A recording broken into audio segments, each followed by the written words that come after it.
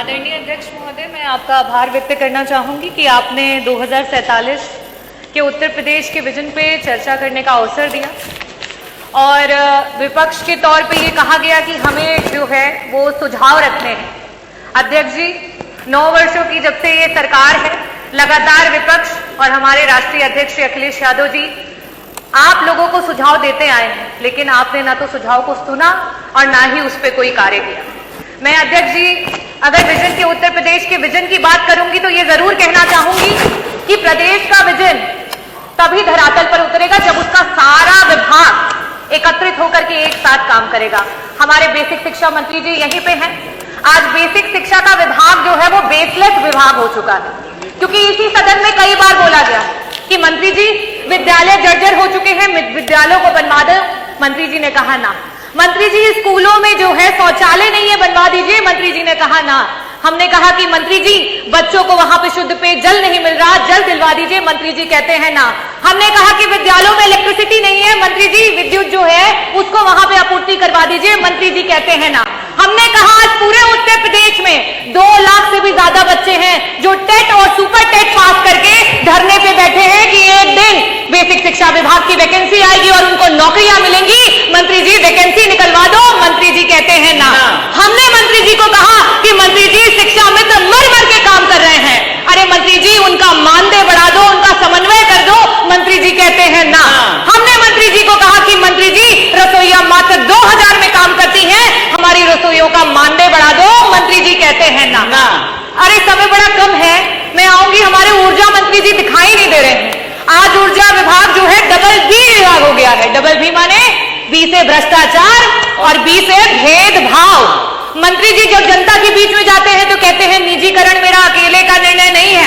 मंत्री जी जब अपने अधिकारियों के बीच बैठते हैं तो कहते हैं अरे तुम लोगों ने तो विभाग की नाक कटा दी है, आज बिजली विभाग जो है वो अंधा और गूंगा हो गया है।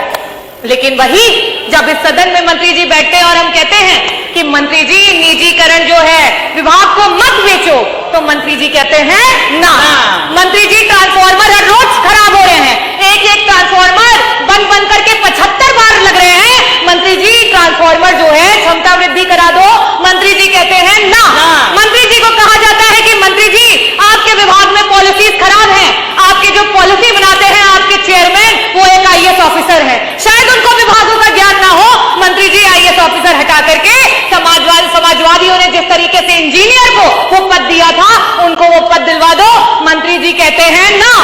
मैं यही कहना चाहूंगी कि ऊर्जा विभाग मंत्री है नहीं, बड़ी बड़ी बातें करते हैं और उन्हीं के डिस्कॉम में पश्चिमांचल में आज इतना भेदभाव है कि सिर्फ एक ही जाति का व्यक्ति, वो कहते हैं हम बनिया की दुकान नहीं चलाते, और पश्चिमांचल डिस्कॉम में सारे एक्सीएन सारे MD सिर्फ एक ही जात के भरे गए हैं और मंत्री जी कहते हैं ना।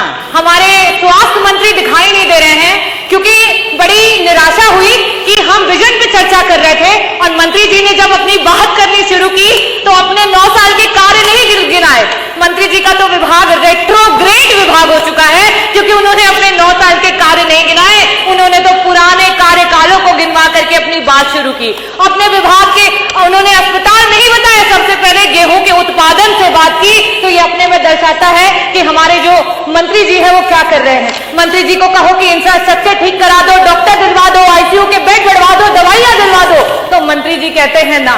हम उस सरकार से विजन की बात सुन रहे हैं जिस सरकार में आज सरकार के मंत्री जो है वो रोड पे बैठकर धरना देने को मजबूर हो गए। हम उस सरकार से आज विजन की बात सुन रहे हैं जिनके मंत्री, आज हम उप केंद्र की बात कर रहे हैं कि जौनपुर में सदरनगंज में जो है हमें उप केंद्र की आवश्यकता है, मछली शहर में बनवा में उप केंद्र की आवश्यकता है। आपके खुद के विधायक धरना दे रहे हैं, लेकिन मंत्री जी कहते हैं ना। मैं शुभकामनाएं देना चाहूंगी हमारे माननीय आबकारी मंत्री जी हैं कि आज मधुशालाएं हर जगह दिखाई दे रही हैं और हमारी पाठशालाएं बंद होती चली जा रही हैं। वाह सरकार वाह। मैं धन्यवाद करना चाहूंगी अध्यक्ष जी आपको। हमारे संसदीय मंत्री जी इस समय नहीं है, आज बहुत ऊंची बात कर गए मंत्री जी, बहुत बड़ी बात कर गए। उन्होंने कहा कि जापान में 50% से भी ज्यादा बुद्धिज्म को फॉलो किया जाता है, बौद्धिस्ट है, लेकिन उनके बच्चों को क्या सिखाया जाता है? उनके बच्चों को यह बताया जाता है कि अगर भगवान बुद्ध भी आ जाए और आपके देश के खिलाफ बोले तो आप बुद्ध के खिलाफ चले जाइएगा। ये आपका देश प्रेम है। हमारा देश 80% हिंदुओं का है। 2011 के सेंसस से बता रही हूं, लेकिन उसके बाद भी अपना देश का हिंदू जो है वो खतरे में है। आप किसी मंचों से ये बात कह दें या हमें कहने को बोल दें कि हम अपने बच्चों को ये सिखा सके कि अगर श्री राम भी आ जाए और आपके देश के खिलाफ बोले तो आप उनको भी नकार देना, क्योंकि आपके लिए सबसे पहले आपका देश है और उसके बाद धर्म है। जो धर्म पे सियासत करते हो वो इन बातों को क्या बोलेंगे? और इसीलिए जापान आज विकसित देश है और आज हम कहां पे हैं? आज अभी हम डेवलपिंग कंट्री हैं। मैं अध्यक्ष जी आपका आभार व्यक्त करना चाहूंगी कि आपने मुझे विजन पे अपनी बातों को रखने का अवसर दिया और मैं चंद बातों से अपनी बातों को खत्म करूंगी। अभी पूरा नहीं हुआ है क्योंकि विभाग तो बहुत सारे हैं। अगर बोलने पे आती तो सारे विभागों की, आपके सारे विभागों की धरातल की स्थिति, और आप जो ये बात कह रहे हैं आपको बुरा लगेगा। यही चीज संसदीय मंत्री जी ने कहा और इसी पे कहना चाहूंगी कि मैं मुजरिम हूं। क्या ये मुजरिम, क्या मैं मुजरिम कहलाऊंगा? अरे सुन तो लीजिए, अरे सुन तो लीजिए, अरे हिम्मत तो रखिए, अरे सुन तो लीजिए। मैं यही कहना चाहूंगी कि क्या मैं मुजरिम कहलाऊंगा? क्या मैं मुजरिम कहलाऊंगा? क्या होगा इल्जाम मेरा? हरे रंग से हिंदू लिख दो, भगवे से इस्लाम बता। और मैं यही बताना चाहूंगी कि क्या इल्जाम होगा मेरा अगर मैं हरे रंग से हिंदू लिख दूं और भगवे से इस्लाम बता। यही जो आप चिल्ला रहे हैं, चीख रहे हैं, यही मेरा इल्जाम होगा। और ये कह दो कि हम सब एक हैं तो क्या होगा अंजाम मेरा? क्या होगा अंजाम मेरा? संविधान की जय, भारत माता की जय, जय भीम, जय समाजवाद।